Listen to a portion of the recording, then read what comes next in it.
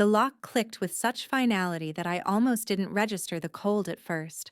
I stood on the porch in my thin cotton nightgown, one hand pressed against the growing swell of my belly at 7 months, the other still raised from knocking. Through the frosted glass panel beside the door, I could see movement. Shadows passing back and forth in the warm yellow light of what used to be my home. Before we jump back in, tell us where you're tuning in from. And if this story touches you, make sure you're subscribed. Because tomorrow, I've saved something extra special for you. Please, I called out, my breath forming small clouds in the December air. David, it's freezing out here. This isn't funny. The shadow paused, then continued walking away. My bare feet were already numb against the ice-crusted welcome mat. The mat I'd chosen last spring, with its cheerful yellow flowers. Everything changes, I thought distantly. Everything. David! I pounded harder now, my voice cracking. The baby? You should have thought about that baby before you embarrass this family. Patricia's voice came through the door, sharp and clear despite the barrier between us. My mother-in-law, the woman who had smiled at our wedding while already planning my removal from her son's life. Before you made a spectacle of yourself at dinner tonight. The dinner. God, the dinner. I pressed my forehead against the cold door frame, remembering. Patricia had invited her country club friends, the Hendersons and the Whitfields. Old money families who treated their silverware with more respect than they treated their staff. I'd tried so hard to be perfect, to be the daughter-in-law she wanted. But then Mrs. Henderson had made that comment about my background. Where did you say you grew up, dear? I don't recognize the town name. Is it near anything important? The way she'd said it, like my entire childhood could be measured by its proximity to places that mattered to her. I'd smiled through it, just like I'd smiled through Patricia's corrections of my table manners, my posture, my laugh. But when Patricia herself had started explaining to the table why David had married beneath his station, as a youthful indiscretion he was too noble to correct, something inside me had cracked. I'd stood up, placed my napkin beside my plate with perfect precision, and said exactly what I'd been holding back for 2 years. I may not have grown up with a trust fund, Patricia, but at least I grew up knowing the difference between class and cruelty. You've spent this entire evening trying to make me feel small, and I'm done pretending I don't notice. The silence had been spectacular. Mrs. Henderson's fork had actually clattered against her plate. Mr. Whitfield had coughed into his wine, and Patricia's face had gone from alabaster to scarlet in seconds. David had grabbed my wrist under the table, his fingers digging in hard enough to leave marks. Apologize, he'd hissed, right now. But I hadn't. I'd pulled my arm free and walked to our bedroom upstairs, my heart pounding with the terrifying freedom of finally telling the truth. That had been 3 hours ago. I'd changed into my nightgown, taken my prenatal vitamins, and waited for David to come upstairs so we could talk about it like adults. Instead, I'd heard the guests leaving, Patricia's voice rising in the foyer, and then silence. At midnight, I'd gotten thirsty. The baby always made me thirsty, especially at night. I'd padded downstairs in bare feet, not wanting to wake anyone, and found Patricia and David in the kitchen, speaking in urgent whispers. Cannot continue like this, Patricia was saying. She's ruining you, David. Your reputation, your standing. I know, Mother, I know. I'd frozen in the doorway, my hand on my belly. You have options, Patricia had continued. The Whitfields mentioned their son is going through a divorce. Clean, quiet, no drama. The kind of woman you should have married. Once this... She'd gestured vaguely in the direction of the stairs, meaning me. Situation is resolved. The baby's mine, Mother. I can't just... You can do whatever you need to do. You're a Aldridge, David. We don't let mistakes define us. We correct them. I must have made a sound because they'd both turned. Patricia's eyes had narrowed with satisfaction, like she'd wanted me to hear. David had just looked tired. I was just getting water, I'd said quietly. Of course you were, Patricia had replied. Always lurking, always listening. Well, you heard what you came to hear, didn't you? Now you know exactly where you stand. David? I'd looked at my husband, the man who'd promised to love me forever just 2 years ago. The man whose baby was currently kicking against my ribs. Tell her she's wrong. But he hadn't. He'd just stood there, caught between his mother and his wife, and chosen his mother with his silence. So I'd said the words I'd been too afraid to say out loud. I want a divorce. Patricia had smiled then. Actually smiled. How convenient. David, show your wife to the door. She can collect her things tomorrow. Tonight, I think she needs to cool off and consider her situation. Maybe a bit of discomfort will help her understand what she's throwing away. Mother, it's 20 degrees outside. Then perhaps she shouldn't have chosen tonight to throw a tantrum, should she? And David, my husband, the father of my unborn child, had taken my arm and walked me to the front door. I'd been too shocked to resist at first, thinking surely he would stop, would say something, would choose me. Instead, he'd opened the door and gently but firmly guided me onto the porch. You can't be serious, I'd whispered. David, I'm pregnant. I'm barefoot. I have nowhere to go. My mother's right. You need to learn there are consequences. His voice had been soft, almost apologetic. Almost. You embarrassed her in front of her friends, Emma. You embarrassed me. Maybe a few hours out here will help you understand the kind of life you're jeopardizing. A few hours? David, I could die out here. The baby. Don't be dramatic. You can go to a neighbor's house if you're really that uncomfortable. But you're not coming back inside until you're ready to apologize to my mother and mean it. Then he'd closed the door. And locked it. That had been 20 minutes ago. Now I was shivering so hard my teeth were chattering. My nightgown was soaked through from the light snow that had started falling. My feet had gone from numb to painfully burning, and I knew that wasn't good. Nothing about this was good. I pulled out my phone, thank God I'd grabbed it automatically, and tried to call David again. It rang once, then went to voicemail. He'd declined the call. My fingers were shaking so badly I could barely navigate to my contacts. Who could I call? My parents were gone, both of them, lost to a car accident 3 years ago. That's how I'd met David, actually, at a grief counseling group. He'd lost his father the year before. We'd bonded over loss, over understanding what it meant to have a hole in your life where a parent used to be. I'd thought Patricia would be glad to have me in the family, another woman to fill some of that emptiness. Instead, she'd seen me as a threat to her position as the most important woman in David's life. Friends? Most of mine had drifted away after the wedding. Patricia didn't approve of them. Too common, too loud, too everything she wasn't. And I'd been stupid enough to let them go, thinking I was building a new life, a better life. My sister. I could call my sister. Preparing and narrating this story took us a lot of time, so if you are enjoying it, like this video, it means a lot to us. Now, back to the story. Julia answered on the third ring, her voice thick with sleep. Emma? It's almost 1 a.m. Is the baby okay? Jules. My voice broke on her name. Can you come get me? Please? I'm at David's house and they locked me out and I can't. They what?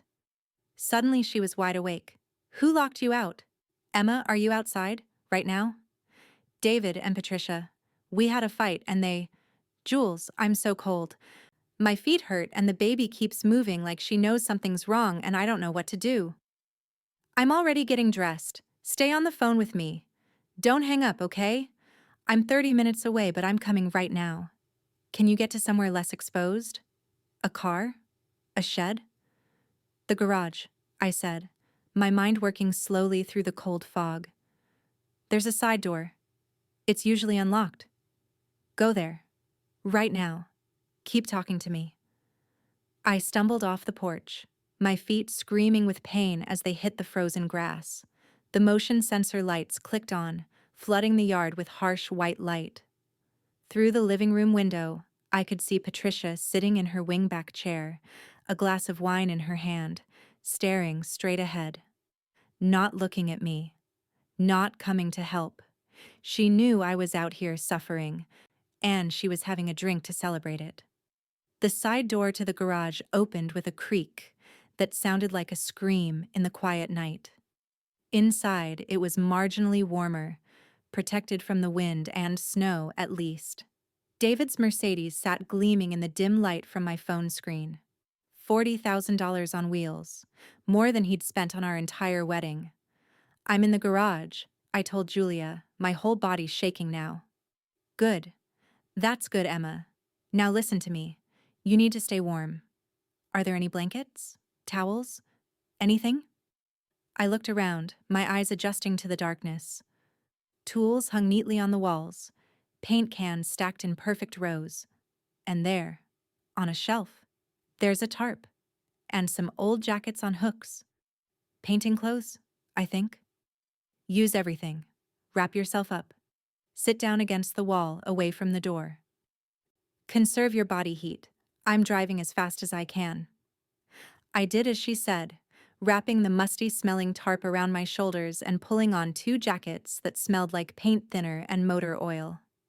Then I slid down the wall and sat on the cold concrete, pulling my knees up as much as my pregnant belly would allow. Jules, I said softly into the phone, I think I made a terrible mistake marrying him. Yeah, sweetie, I think you might have. Her voice was gentle but honest. Julia had never liked David, though she'd hidden it well enough at the wedding, smiled for photos, made a toast about new beginnings. But afterward she'd pulled me aside and said, just promise me if anything ever feels wrong, you'll call. Day or night. Promise me. I'd promised. And now here I was. I should have listened to you, I whispered. You tried to tell me he was too attached to his mother, that Patricia was manipulative, but I thought I could make it work. I thought love was enough. Love should be enough, Julia said fiercely, but it has to go both ways.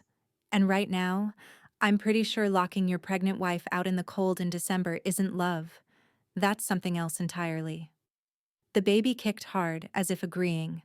I placed my hand over the movement, trying to send warmth and reassurance through my palm.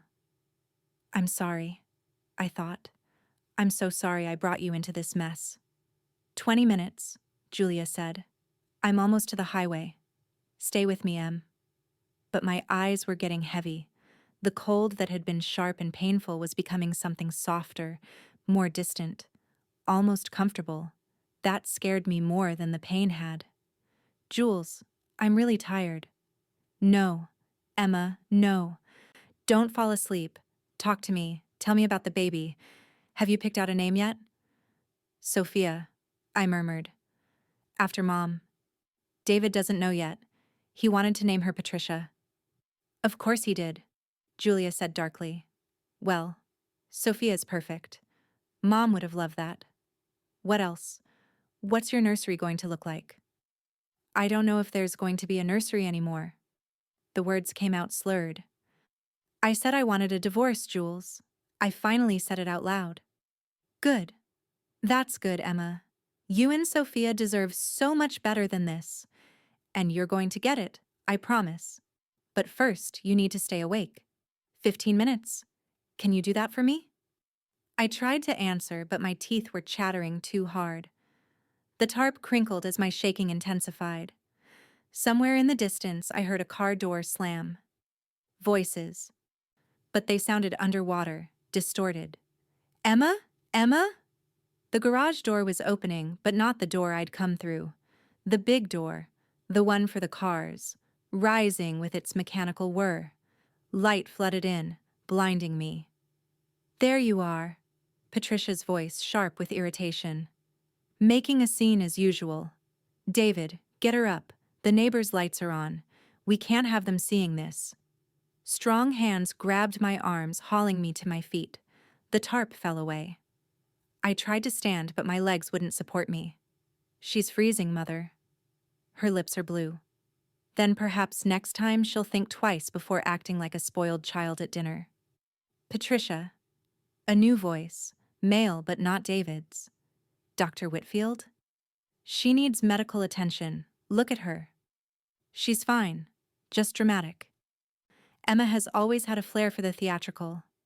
Her lips are blue and she's barely conscious. This isn't drama, this is hypothermia. Dr. Whitfield's hands were on my face, checking my pulse. How long has she been out here? Not long, Patricia said quickly. 20 minutes at most. She's exaggerating as usual. In a nightgown, barefoot, 20 minutes in this temperature? His voice was incredulous. Are you insane? She's 7 months pregnant. She's 7 months pregnant and throwing tantrums that affect my son's reputation, Patricia snapped back. Surely you understand the need for discipline, Harold. Discipline? This is abuse. David, call an ambulance right now. But I was already sliding back down the wall, my legs giving out entirely. The cold had moved past discomfort into something more dangerous. I could feel it in my chest, in my thoughts, in the way my heart seemed to be beating too slowly. The baby wasn't moving anymore. That thought cut through the fog with terrifying clarity. Sophia had stopped kicking. The baby, I managed to say, grabbing Dr. Whitfield's sleeve. Please, check the baby. His face went grim. Get her inside, now, and someone call 911. Harold, think about what this will do to the family's reputation. Damn your reputation! Dr. Whitfield roared at Patricia with such unexpected fury that even David stepped back. This woman and her child could die because of your vindictive nonsense, and you're worried about what the neighbors will think. David, pick up your wife and bring her inside immediately, or I'll do it myself and then I'll call the police. David finally moved, scooping me up in his arms. I should have felt relief, but all I felt was the absence of warmth, even from his body. He was carrying me like an obligation, not like someone he loved. Inside the house, they laid me on the couch. Patricia stood in the corner, her arms crossed, her face a mask of cold fury. Dr. Whitfield barked orders, blankets, warm water, anything to raise my body temperature slowly. His wife appeared with heated towels, her face ashen. I had no idea, Mrs. Whitfield kept saying. Patricia, you said she'd stormed out on her own, that she was at a hotel. You said... I said what needed to be said, Patricia replied coldly. The ambulance arrived 12 minutes later. By then, I'd regained enough feeling in my extremities to wish I hadn't. The pain was excruciating, but worse than the pain was the silence from my belly. Sophia still wasn't moving. Please, I begged the paramedics as they loaded me onto the stretcher. Please check my baby. She's not moving. She always moves. We've got you, ma'am. Heart rate is low but stable. We're taking you to County General. Is anyone riding with us? David stepped forward, but Dr. Whitfield blocked his path with one solid arm. No, the doctor said firmly. You've done enough. I'll go with her. You stay here and think about what you've allowed to happen tonight. As they wheeled me toward the ambulance, I heard Patricia's voice one last time, cold and commanding. Harold, remember our families have been friends for 40 years. What happens in the Aldrich house stays in the Aldrich house. Not anymore, Dr. Whitfield said quietly. Not after this. The ambulance doors closed, cutting off whatever response Patricia made. In the harsh fluorescent light, Dr. Whitfield's face looked older, tired. He took my hand gently. I'm sorry, he said. I should have stopped her earlier. Should have realized. He shook his head. What kind of monster locks a pregnant woman out in the cold? I wanted to tell him it wasn't his fault, that no one could have predicted Patricia would go this far. But I was too focused on my belly, willing Sophia to move. Just one kick, one flutter, anything. Please. I prayed to a God I wasn't sure I believed in anymore. Please let my baby be okay. Take anything else. My marriage, my home, my dignity. But please let my daughter live. The hospital lights blurred past the ambulance windows. Sirens wailed. And Julia's voice suddenly came through the paramedics' radio. She'd called the ambulance company, demanding updates. "Tell her I'm okay," I said weakly. "Tell her I'm sorry." "You have nothing to be sorry for," Dr. Whitfield said firmly. "Nothing." But I did. I was sorry for marrying David. Sorry for not standing up to Patricia sooner. Sorry for putting my unborn daughter in danger because I'd been too proud, too stubborn, too desperate to make a broken marriage work. The baby chose that moment to kick. It was small, probably weak from the stress, but it was there. Movement. Life. I started to cry, the tears hot against my cold cheeks. The paramedic checking my vitals smiled. "Strong heartbeat," he confirmed, the fetal monitor strapped to my belly picking up the rapid flutter of Sophia's heart. "Both of you are fighters." At County General, they rushed me into the emergency room. Nurses appeared with heated blankets and warm IV fluids.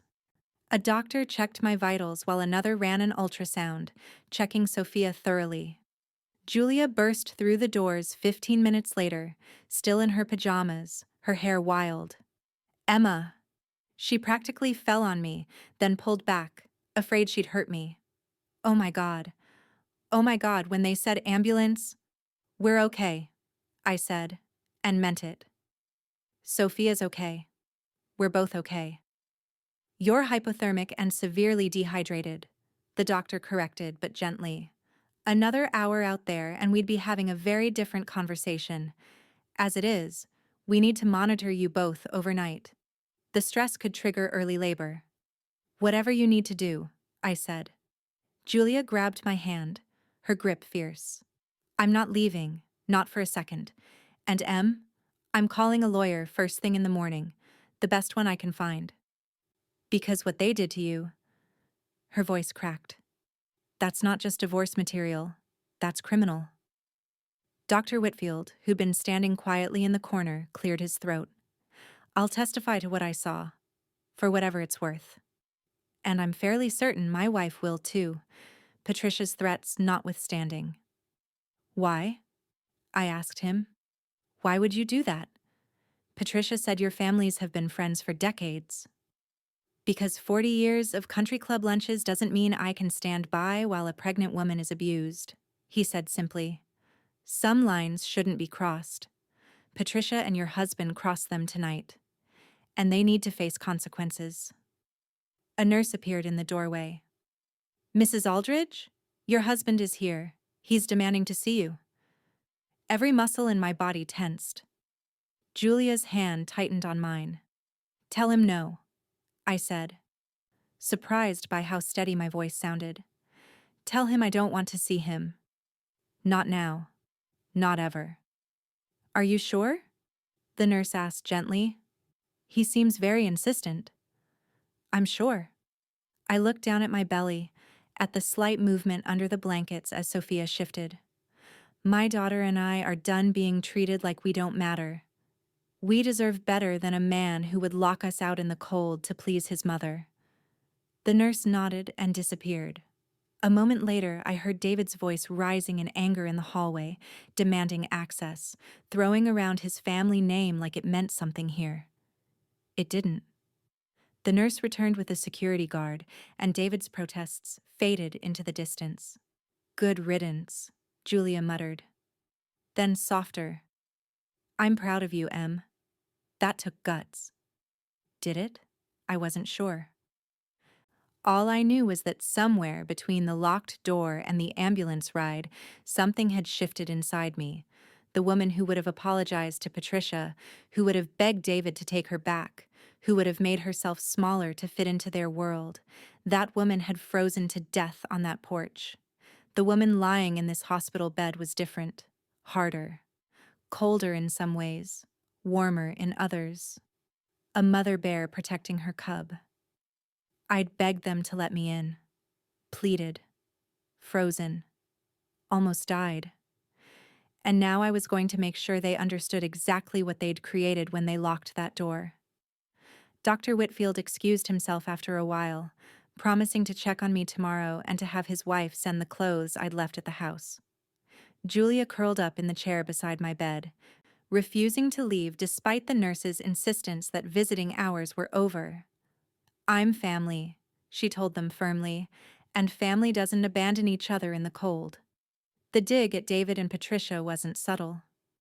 The nurses let her stay. As the hospital settled into its night rhythm, distant beeps, soft footsteps, hushed voices, I stared at the ceiling and thought about what came next. Divorce, obviously. But there was more than that. Patricia and David had committed what Dr. Whitfield called abuse. What if he was right? What if this wasn't just the end of my marriage but the beginning of something else entirely? My phone buzzed with a text. "David, I'm sorry. Please let me explain. Mother didn't mean for it to go that far." I deleted it without responding. Another text. "Emma, please. We can work this out. For the baby's sake." Deleted. A third. "You're being unreasonable. It was just a few minutes. Stop being so dramatic." That one I screenshot before deleting. Evidence, I thought. I was going to need evidence. Julia noticed me using my phone. "Is he texting?" "Yeah. He's sorry." I showed her the screenshots. Except for the part where I'm being dramatic and unreasonable. "What a catch," Julia said dryly. "I can't imagine why you'd want to divorce such a gem." Despite everything, I almost smiled, then winced as another contraction rippled across my belly. "Not labor," the doctor had said. Braxton Hicks, brought on by stress. But they hurt, and each one reminded me how close I'd come to losing everything. "Jules?" I said into the darkness. "I don't have anywhere to go. The house is David's family home. I don't have money. Everything's in his accounts. I don't even have clothes except what's at the house, and I'm sure Patricia will throw it all out now." "You have me," Julia said immediately. "My apartment isn't huge, but it's yours for as long as you need it. And as for money, didn't you have savings before you got married? The life insurance payout from Mom and Dad?" I'd forgotten about that. David had convinced me to put it in a joint investment account he managed. "For our future," he'd said. "For the baby's college fund." "He controls it," I said dully. "The account is in both our names, but he's the primary on it." Julia's expression went dark. "How much was in that account?" 300,000. The life insurance, the sale of my parents' house, everything. He said it had grown with investments. Last time I checked, it was close to 400,000. "And you don't have access?" I shook my head. He said it was easier if he managed it since he understood finance. I trusted him. "Of course you did. You loved him." Julia pulled out her phone. "I know a lawyer. Not family law, but she'll know who to call. First thing tomorrow, we freeze that account. He doesn't get to take your parents' legacy on top of everything else. He'll fight it. Let him fight. You almost died tonight. You and Sophia both. A judge is going to take one look at that and your inheritance is going to be the least of David's problems." I wanted to believe her. Wanted to believe that justice existed, that good people won and bad people faced consequences. But I'd learned tonight that the world didn't work that way. Patricia had locked me out and felt justified doing it. David had helped and then sent half-hearted apology texts. Dr. Whitfield's testimony might help, but would it be enough against the Aldridge family's money and influence? Another text came through. This time from an unknown number. "This is Patricia. David tells me you're refusing to see him. That's your choice. But understand this. You will not take my son's child from him. You will not take his money. And you will not drag this family's name through the courts with lies about tonight. What happened was unfortunate, but you brought it on yourself. Come home, apologize, and we can all move past this unpleasantness. Continue on this path, and I promise you'll regret it. I stared at the message for a long moment. Then I screenshot it and forwarded it to Julia. She's threatening me, I said. Julia read the message, her jaw tightening. She's also giving you evidence. Keep every message, every text, every call, every email. Build your case. And first thing tomorrow, we're filing a restraining order. A restraining order? Jules, I don't know if... They locked you out in the cold while you were 7 months pregnant. You nearly died. That's not a marriage disagreement, Emma. That's assault. Maybe attempted murder for all we know. You need protection, and Sophia needs protection. Let the courts decide if I'm overreacting. She wasn't overreacting. I knew that somewhere in the rational part of my brain, that wasn't still in shock. But it was so hard to shift from thinking of David as my husband, the man I loved, to thinking of him as a threat, as someone I needed protection from. The baby kicked again, stronger this time. Sophia, my little fighter. She'd survived tonight's nightmare. Now I needed to make sure she never had to survive anything like it again. Okay, I said softly. Restraining order, screenshots, evidence, whatever it takes. Julia squeezed my hand. That's my sister. Now try to rest. Tomorrow we fight. Tonight you heal. But rest didn't come easily. Every time I closed my eyes, I was back on that porch, hearing the lock click, feeling the cold seep into my bones, watching Patricia through the window, sipping her wine, satisfied with her cruelty. They'd wanted to teach me a lesson, to show me my place, to break me into someone grateful just to be allowed back inside. Instead, they'd taught me exactly what I was capable of surviving, and exactly what I was willing to do to protect my daughter. Around 3 a.m, my phone buzzed again. This time, it was Dr. Whitfield. Mrs. Aldridge, this is Harold Whitfield. I wanted you to know that my wife and I have decided to end our friendship with Patricia, effective immediately. We've also contacted our attorney to make a formal statement about what we witnessed tonight. If you need anything, a place to stay, help with legal fees, anything, please don't hesitate to call. What happened to you is unconscionable. You have our full support. I read the message 3 times, tears streaming down my face. Support. From near strangers who'd been there for me more than my own husband. Thank you, I typed back. I can't tell you what this means. His response came quickly. It means some of us still remember what decency looks like. Rest well. And tell that daughter of yours she's lucky to have a mother with your strength. Strength. I didn't feel strong. I felt broken, betrayed, lost. But maybe strength wasn't about feeling strong. Maybe it was about getting up anyway, about fighting back even when you were scared, about protecting your child even when everything else fell apart. I placed my hand on my belly, feeling Sophia's steady movements beneath my palm. We're going to be okay, I whispered to her. I promise you. Whatever it takes, we're going to be okay. I didn't know then how I'd keep that promise. Didn't know about the lawyer Julia would find, or the evidence that would surface, or the allies that would emerge from unexpected places. Didn't know that sometimes the worst nights of your life were just the beginning of something better. All I knew was that the door had locked behind me, and when it opened again, I would be walking through it as someone completely different. Someone Patricia Aldridge never saw coming. Someone who remembered every second of that cold, brutal night, and who would make sure it never happened to anyone else. The first rays of dawn were breaking through the hospital window when I finally fell asleep, Julia's hand still holding mine, my other hand resting protectively on my pregnant belly. They'd locked me out in the cold. They had no idea what they'd invited in when they finally let me back. The morning brought Detective Sarah Chen and her partner, a younger man who introduced himself as Detective Rodriguez. They stood at the foot of my hospital bed, notebooks in hand, expressions carefully neutral. "Mrs. Aldridge," Detective Chen began, her voice gentle but professional. "Dr. Whitfield filed a report early this morning. We need to hear your account of what happened last night." Julia sat up straighter in her chair, immediately alert. "Does she need a lawyer present?"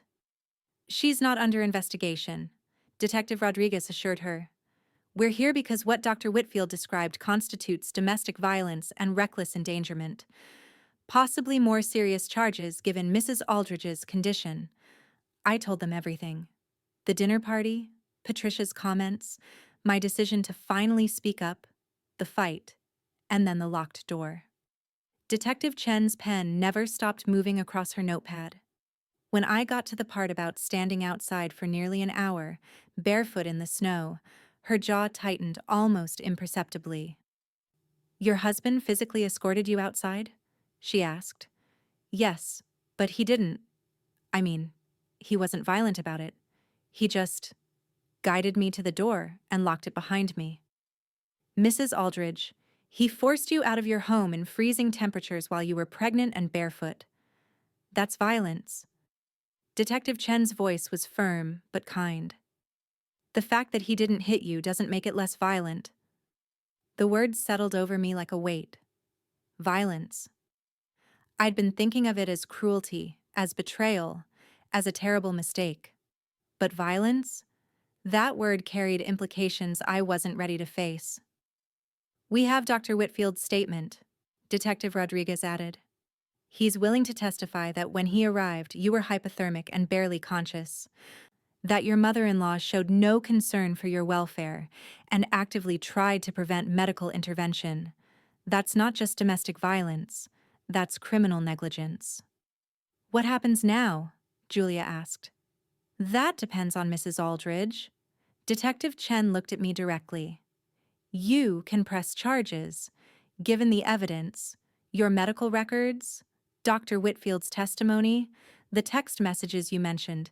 The DA would likely pursue this even without your cooperation. But it's easier with your statement. Press charges. Against David. Against Patricia. The mother of my husband and the father of my child." The idea should have felt impossible. But after last night, nothing felt impossible anymore. "I need to think about it," I said quietly. Detective Chen nodded, unsurprised. She handed me her card. "Take your time. But Mrs. Aldridge? In my experience, people who do something like this once will do it again, especially if there are no consequences. Think about what message you want to send your daughter about what's acceptable." After they left, Julia and I sat in silence for a long moment. "You don't have to decide right now," she finally said. "But Em? She's right. If David and Patricia did this once—" "I know." I cut her off gently. "I know.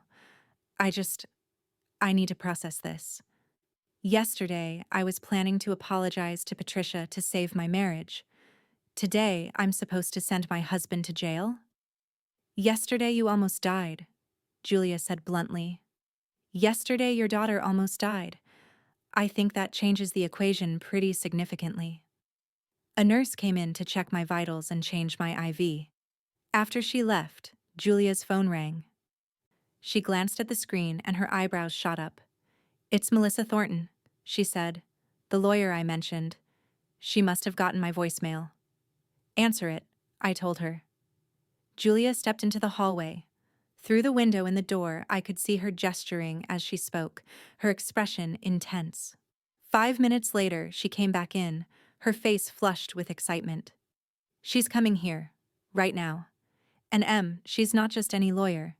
She's the lawyer. She handled the Carmichael divorce last year, remember? Wife of that tech CEO who tried to hide assets offshore? Melissa got her everything plus criminal charges for fraud." I did remember. It had been all over the news.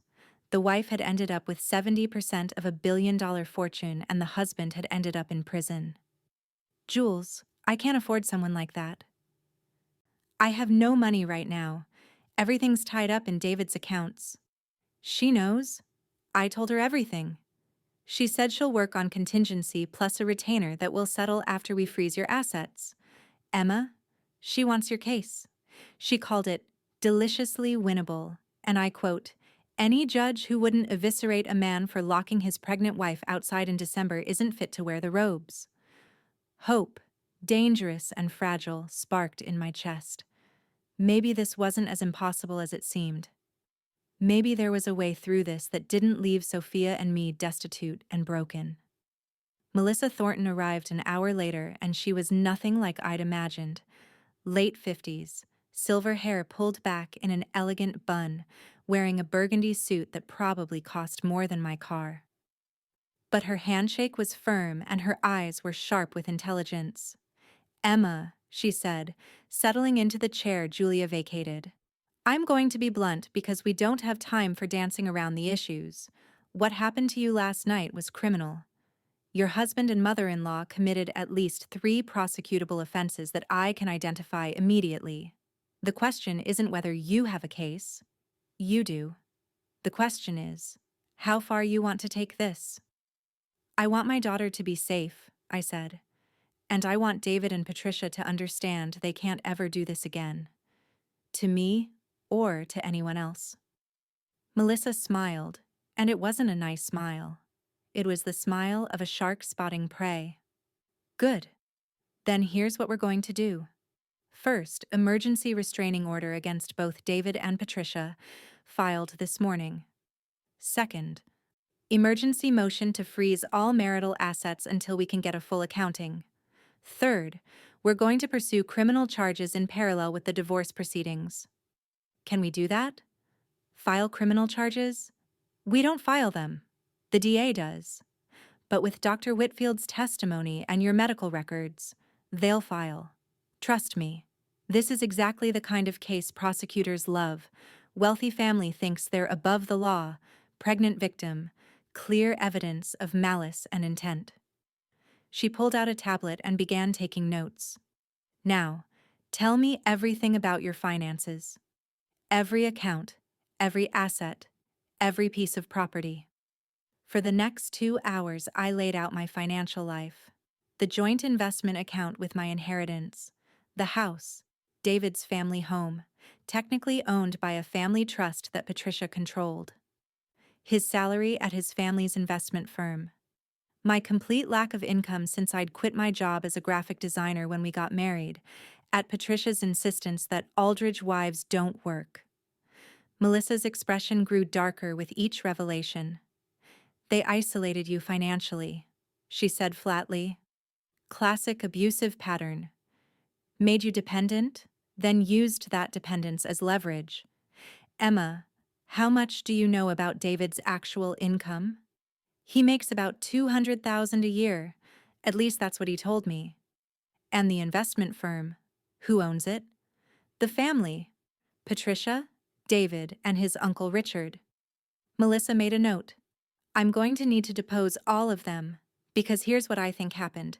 They've been hiding assets from you throughout your marriage. The house alone is probably worth $3 million. Add the business, David's personal holdings, and we're looking at a marital estate in the tens of millions." I stared at her. "Tens of millions? That's impossible. We lived comfortably, but not... I mean, David drives a Mercedes, not a Rolls-Royce. We eat at nice restaurants, but not..."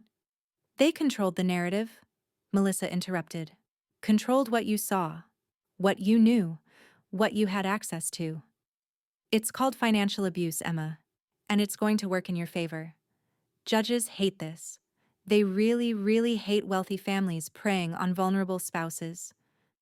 "I'm not vulnerable," I said automatically. "You were last night." Melissa's voice was gentle but firm. "You were locked outside in freezing weather with nowhere to go and no resources. That's the definition of vulnerable. And that's what we're going to show the court." A knock on the door interrupted us. a hospital administrator, looking uncomfortable. Mrs. Aldridge? I'm sorry to interrupt, but there's a situation in the lobby. Your husband and his mother are here demanding to see you. They've been asked to leave, but they're refusing. Security is involved. Julia was on her feet immediately. I'll handle it. We all will, Melissa said, standing. She looked at me. Do you want to see them? Every instinct screamed no. But another part of me, the part that had been trained by 2 years of marriage to a man who valued appearances above all else, wanted to handle this properly, maturely, without a scene. Then I remembered the lock clicking shut. Patricia sipping her wine. David's apologetic voice saying, "Maybe a few hours out here will help you understand." "No," I said firmly. "I don't want to see them. Not now. Not until the restraining order is in place." Good choice. Melissa headed for the door, Julia right behind her. Stay here. We'll take care of this. Through the window, I watched them walk down the hallway toward the elevators. Alone in the room, I placed my hand on my belly. Sophia was active today, rolling and kicking like she was trying to make up for yesterday's scary silence. Your daddy's here, I whispered to her. But he's not here for you. He's here to save face, to look like the concerned husband. Don't worry, baby girl. We see right through it. My phone buzzed. Another text from David. Emma, please. Mother and I are at the hospital. Let me see you. Let me explain. This has all gotten so out of hand. We can fix this. I love you. I almost laughed at that last line. He loved me. Sure. The way you love a possession you're afraid of losing, not the way you love a person whose life and welfare matter to you. I typed back. Your love almost killed me and our daughter last night. Don't contact me again. My lawyer will be in touch. His response was immediate. Lawyer? Emma, you're overreacting. We had a fight. Couples fight. You don't need to blow this up into something it's not. But it was something. Something serious and dark and criminal. And I was done pretending otherwise. I didn't respond. Instead, I opened my texts to Julia. How's it going down there? Her response came a minute later. Melissa is terrifying. Patricia tried pulling the "Do you know who we are" card. Melissa said, I know exactly who you are. You're the woman who nearly killed her pregnant daughter-in-law, and I have witnesses who will testify to that. Security just escorted them out. David was yelling about his rights. Melissa said his rights ended when he locked you outside. Despite everything, I smiled. Maybe I couldn't afford Melissa Thornton's usual rates, but it seemed like she'd decided to take my case anyway, and Patricia was about to learn that her influence had limits. When Melissa and Julia returned, Melissa was already on her phone scheduling hearings and depositions. She hung up and turned to me. The restraining order hearing is tomorrow morning at 9. Judge Matthews is hearing it. She's fair but tough. She won't tolerate any nonsense from the Aldridge family lawyers. She paused. Emma, I need to warn you. This is going to get ugly. They're going to try to paint you as unstable, as a gold digger who trapped David with a pregnancy. Patricia already tried that angle with me in the lobby. What did she say? That you deliberately got pregnant to secure your financial position. That you've been threatening David for months. That last night you threw a tantrum and stormed out, and they were just trying to teach you a lesson. Melissa's expression was disgusted. Standard abuser playbook: deny, deflect, blame the victim. But Dr. Whitfield saw everything, and his testimony will counter their narrative. But Emma, be prepared. They're going to try to destroy your credibility. They're going to dig into your past, your relationships, your finances, before David. They're going to look for anything they can use against you. Let them look, I said, surprised by how calm I felt. I have nothing to hide. I worked as a graphic designer. I paid my bills. I had normal relationships that ended normally. The only questionable decision I made was marrying into their family. That's the spirit. Melissa grinned. Now, let's talk strategy. The restraining order is step 1. Step 2 is the asset freeze. I'm filing that motion this afternoon. Step 3 is discovery. I want every financial document the Aldridge family has touched in the last 5 years. Step 4. She paused dramatically. Step 4 is where we get creative. Creative how? Julia asked. The investment firm. If they've been hiding assets, cooking books, any financial irregularities, we find them and we report them. To the SEC, the IRS, whoever needs to know. Because Emma, here's the thing about wealthy families who think they're above the law. They usually are breaking the law. We just have to find where. It felt like opening Pandora's box. But then again, David and Patricia had opened that box when they locked me outside. They'd made this war. I was just learning how to fight it. A different nurse came in to discharge me. My vitals were stable, Sophia's heartbeat was strong, and the doctor felt comfortable sending me home with instructions to rest and follow up with my OB in 2 days. Home, I repeated hollowly. I didn't have a home anymore. My apartment, Julia corrected. I already made up the guest room. It's small, but it's warm and safe, and no one's going to lock you out. As we prepared to leave, my phone rang. An unknown number. Normally, I wouldn't answer, but something made me pick up. Emma Aldridge? A woman's voice, professional and cool. Yes? This is Jennifer Harper from the Aldridge Family Trust. I'm calling to inform you that as of this morning, you've been removed from all family accounts, and your access to the residence at 1247 Oakmont Drive has been revoked. You have 72 hours to collect your personal belongings, which must be done with a police escort, and without taking any items that predate your marriage to David Aldridge. I felt Julia tense beside me. Melissa, overhearing, held out her hand for the phone. I gave it to her. Ms. Harper, this is Melissa Thornton, Mrs. Aldridge's attorney. What you're describing is illegal lockout and conversion of marital property, as of... She checked her watch. 20 minutes ago, I filed an emergency motion to freeze all marital assets. That includes the residence. Mrs. Aldridge has every right to access that property, and if the locks have been changed, you can expect a court order by end of business today requiring access be restored. There was silence on the other end. Then, I'm simply following Mrs. Patricia Aldridge's instructions. And I'm informing you that those instructions violate California marital property law. Unless you want to be named in a lawsuit alongside the Aldridges, I suggest you call Patricia and tell her to stand down.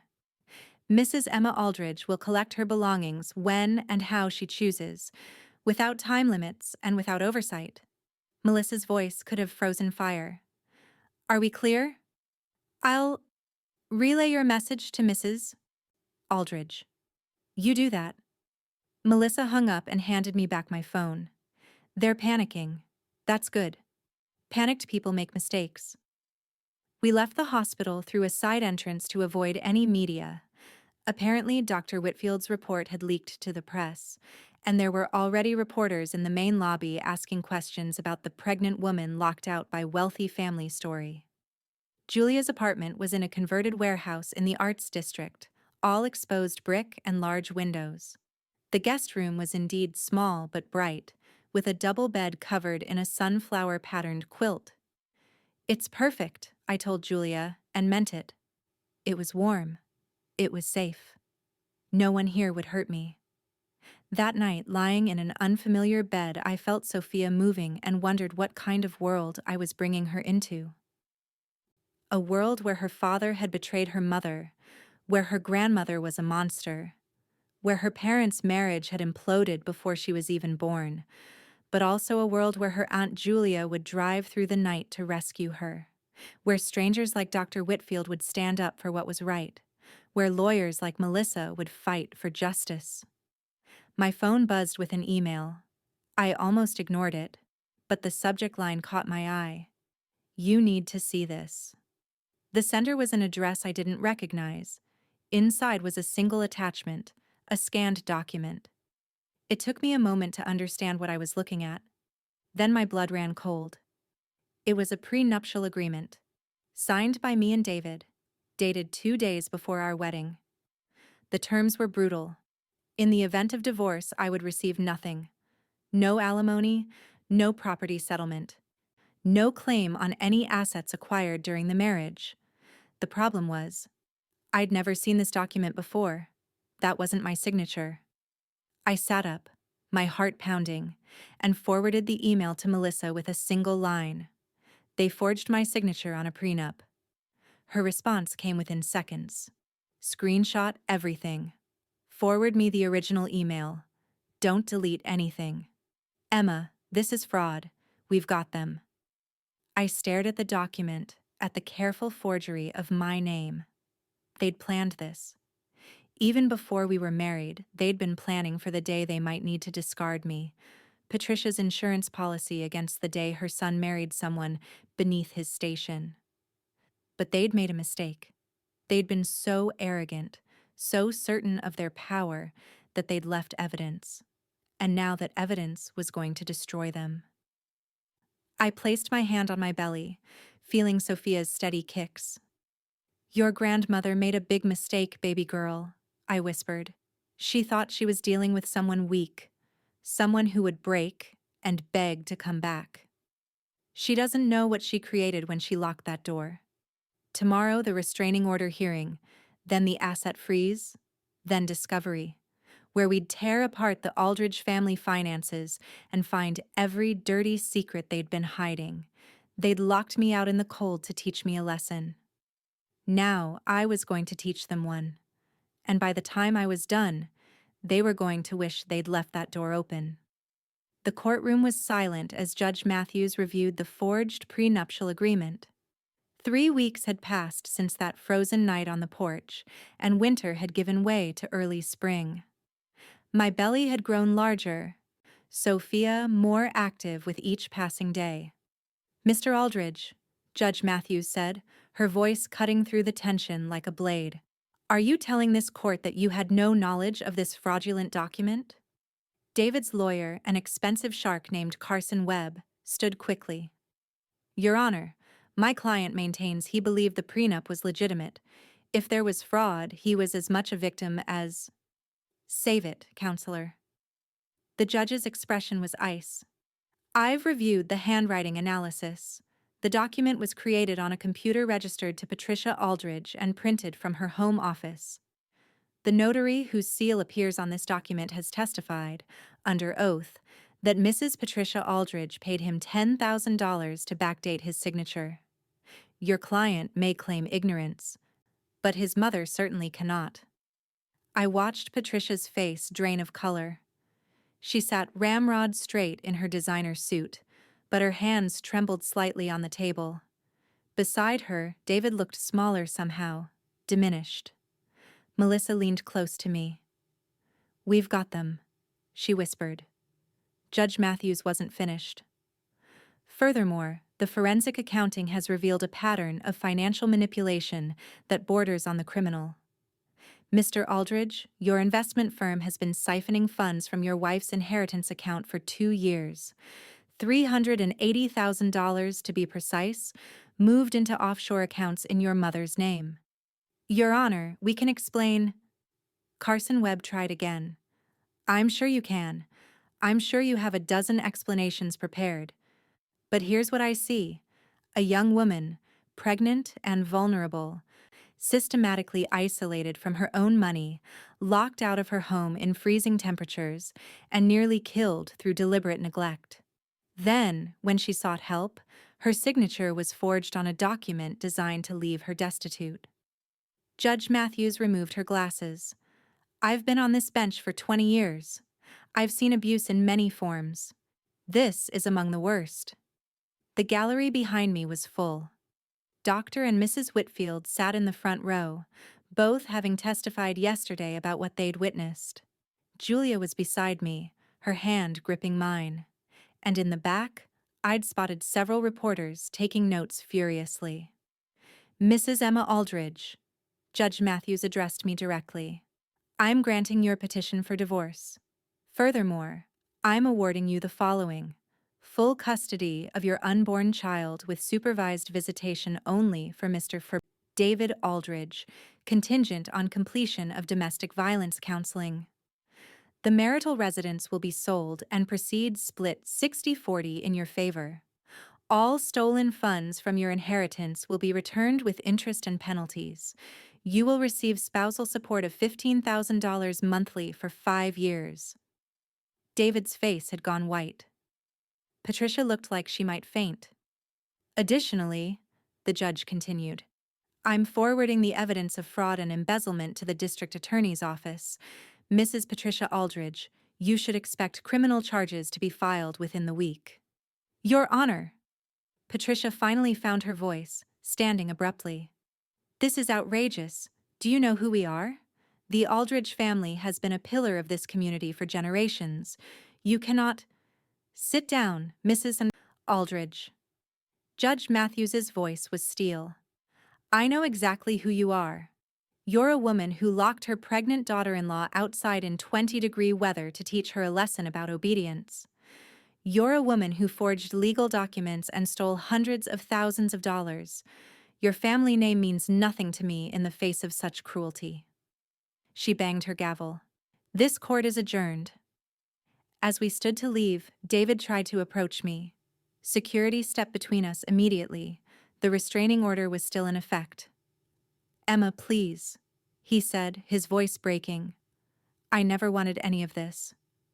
Mother convinced me it was the right thing, that you needed to understand your place. I never thought— I didn't mean for you to almost die." I looked at him, this man I'd once loved enough to marry, and I felt nothing but pity. "You stood there and watched her pour wine while I froze outside," I said quietly. "You sent me apologetic texts instead of opening the door. You let your mother steal from me, lie about me, and nearly kill me.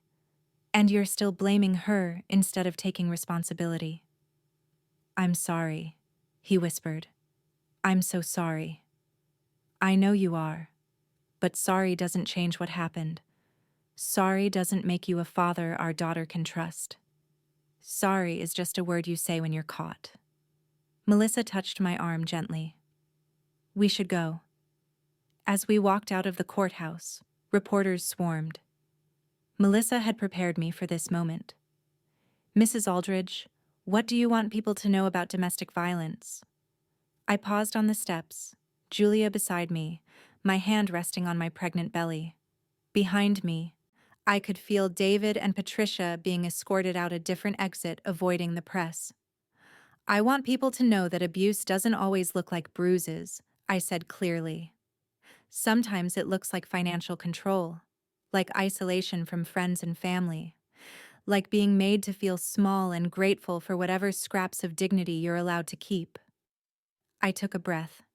"And I want people to know that the moment someone locks you out, literally or figuratively, that's the moment you find out who you really are. I found out I'm stronger than I ever knew. Strong enough to protect my daughter. Strong enough to demand justice. Strong enough to walk away from people who should have loved me but chose cruelty instead." The reporters asked more questions, but Melissa guided me to the car waiting at the curb. As we drove away, I watched the courthouse recede in the rearview mirror. "How do you feel?" Julia asked. "Lighter," I said, surprised by the truth of it. "Like I've been carrying a weight I didn't even know was there, and someone just lifted it off my shoulders." 3 weeks later, I was back in court for Patricia's arraignment. She pleaded not guilty, of course, but her lawyer's confidence had crumbled. The evidence was overwhelming: the forged prenup, the embezzled funds, witness testimony about the night she locked me out. Her trial date was set for September. David, facing no criminal charges but thoroughly humiliated by the publicity, had moved out of state. His visitation rights when Sophia was born would be supervised and limited. I'd agreed to that much, not for him, but for my daughter, who deserved the chance to know her father, even if that father had failed in every meaningful way. The investment firm was under investigation by the SEC. Their clients were fleeing. The Aldridge family name, once synonymous with prestige and old money, was now synonymous with scandal. And me? I moved into a small house Julia helped me find. Nothing fancy, but mine. Bought with the first installment of the returned inheritance money. I set up a nursery in soft yellows and greens, decorated with butterflies and sunshine. I reconnected with the friends I'd lost during my marriage. I started freelancing again, taking design jobs that made me happy instead of made me rich. On a warm April morning, 3 weeks before my due date, Dr. Whitfield called. "Emma, I wanted you to know, Patricia took a plea deal, 5 years probation, full restitution, and permanent restraining order preventing contact with you or your daughter." "No jail time?" I was surprised. "Her lawyers are good." "But Emma, she's ruined. Her friends have abandoned her. The country club revoked her membership. She's radioactive in the social circles she valued above everything else. Sometimes the punishment is perfectly fitted to the crime." He was right. Prison would have been easier for Patricia than exile from the only world she cared about. "Thank you," I told him, "for everything. For standing up that night. For testifying. For being the kind of person who does the right thing even when it's hard." "Thank you for being brave enough to fight back," he replied. "You've inspired more than you know. My wife has started volunteering at a women's shelter. We're funding a legal aid program for domestic violence victims. You changed us too, Emma." When Sophia was born in early May, Julia was with me. Not David. He'd waived his right to be present, sending only a generic congratulations card and a check his lawyer had written. I held my daughter, this perfect tiny human with dark hair and curious eyes, and I cried. Not from sadness, but from overwhelming relief. She was here. She was healthy. She was safe. "Your grandmother tried to break us," I whispered to her. "But we don't break. We bend, we survive, and we come back stronger. That's what you need to know about the women in this family. We're made of steel wrapped in silk." Julia snapped a photo of us, me exhausted and radiant, Sophia sleeping peacefully in my arms. Later, she'd frame it and put it on my mantel. A reminder of the night that broke me and the morning I became whole again. 6 months later, I was pushing Sophia's stroller through the park when I saw them. David and Patricia, sitting on a bench, looking diminished and gray. They didn't see me at first, too absorbed in their quiet conversation. I could have walked past, could have avoided them entirely. Instead, I stopped. Patricia's eyes met mine, and for just a moment I saw something flicker there. Regret? Shame? I'd never know. "She's beautiful," Patricia said quietly, looking at Sophia. "Yes," I agreed. "She is." "I'm sorry," Patricia whispered, so softly I almost didn't hear it. "I'm sorry for what I did to you." Sorry. That word again. The word that meant everything and nothing. "I hope you mean that," I said. "I hope someday you understand that the only person who lost everything that night was you. You had a chance to gain a daughter. Instead, you made an enemy. And then you lost your son, your reputation, your life, all because you couldn't let go of control long enough to show basic human decency." I started to walk away, then paused. "For what it's worth, Patricia, I forgive you. Not because you deserve it, but because I deserve peace. My daughter deserves to grow up with a mother who isn't weighed down by bitterness. So I forgive you. But I'll never forget. And you'll never be part of our lives." As I walked away, Sophia cooed softly, reaching for a butterfly that danced past her stroller. And I realized that was exactly what we were. butterflies who'd fought our way out of a cocoon that was meant to destroy us. They'd locked me out in the cold to break me. Instead, they'd set me free. And that freedom was worth more than all the Aldrich fortune could ever buy. The end. Up next, you've got two more standout stories right on your screen. If this one hit the mark, you won't want to pass these up. Just click and check them out. And don't forget to like, subscribe, and turn on the notification bell so you don't miss any upload from us.